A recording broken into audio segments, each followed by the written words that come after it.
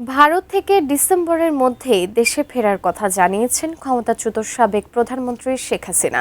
সম্প্রতি আন্তর্জাতিক সংবাদ মাধ্যম রয়টার্সকে এমন তথ্য জানিয়েছেন তিনি।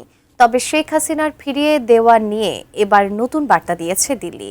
বিস্তারিত জানাচ্ছেন এসআই রাজ। আমরা চাই তিনি ফেরত আসুক, বিচারের মুখোমুখি হোক।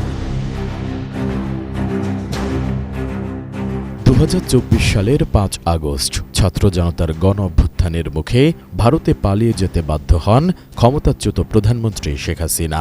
এরপর থেকেই দিল্লিতে অবস্থান করছেন তিনি। দেশ ছাড়ার পর শেখ হাসিনার নামে সারা দেশে শতাধিক হত্যা মামলা হয়েছে। এরই মধ্যে একটি মামলায় আন্তর্জাতিক অপরাধ ট্রাইব্যুনাল তাকে মৃত্যুদণ্ড দিয়েছেন। একই আদালতে তার বিরুদ্ধে থাকা আরও কয়েকটি মামলার বিচার চলছে। এদিকে সম্প্রতি আন্তর্জাতিক সংবাদ মাধ্যম রয়টার্সের খবরে বলা হয়, আগামী ডিসেম্বরের মধ্যেই বাংলাদেশে ফেরার পরিকল্পনা রয়েছে আওয়ামী লীগ নেত্রীর।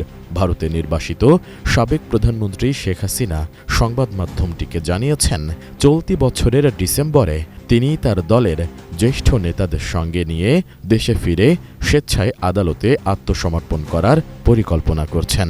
দীর্ঘ 1 ঘণ্টার একটি টেলিফোন সাক্ষাৎকারে তিনি এই প্রথম তার দেশে ফেরার একটি সম্ভাব্য সময়সীমা ঘোষণা করেন।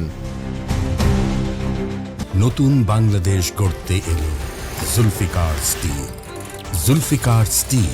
তার এই বক্তব্য নিয়ে ভারতের পররাষ্ট্র মন্ত্রণালয়ের মুখপাত্র রণধীর জয়সওয়ালকে 14 জুলাই প্রশ্ন করেছিলেন এক সাংবাদিক। জবাবে প্রতিক্রিয়া জানিয়েছেন তিনি। রণধীর বলেছেন, এ বিষয়ে আমাদের অবস্থানে কোনো পরিবর্তন আসেনি।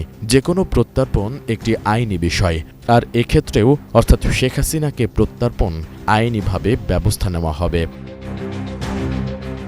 মানবতাবিরোধী অপরাধ ও হত্যাসহ বিভিন্ন মামলায় বিচারের মুখোমুখি করতে শেখ হাসিনাকে ফিরিয়ে দিতে ভারতের কাছে একাধিকবার আনুষ্ঠানিক চিঠি পাঠিয়েছে বাংলাদেশ সরকার।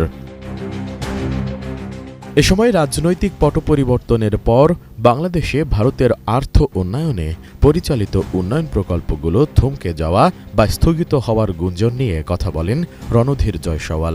গণমাধ্যমের এমন প্রতিবেদন নাকচ করে তিনি বলেন, বাংলাদেশে চলমান সমস্ত উন্নয়ন প্রকল্প দুই দেশের সরকারের পারস্পরিক পরামর্শ ও সম্মতির ভিত্তিতেই নেওয়া হয়েছে এবং বর্তমানেও সেভাবেই এগুলোর কাজ এগিয়ে চলছে।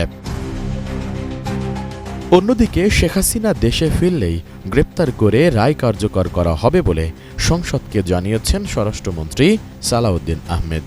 মঙ্গলবার জাতীয় সংসদে উপস্থাপিত একটি নোটিশের আলোচনায় অংশ নিয়ে এসব কথা বলেন তিনি। আমরা চাই তিনি ফেরত আসুক, বিচারের মুখোমুখি হোক। তিনি আসলেই তাকে গ্রেফতার করা হবে, রায় কার্যকর করা হবে। যদি আপিলের কোনো সুযোগ থাকে সেটা অন্য কথা, আইন আদালত বলবে। এসআই রাজ, এটিএন নিউজ।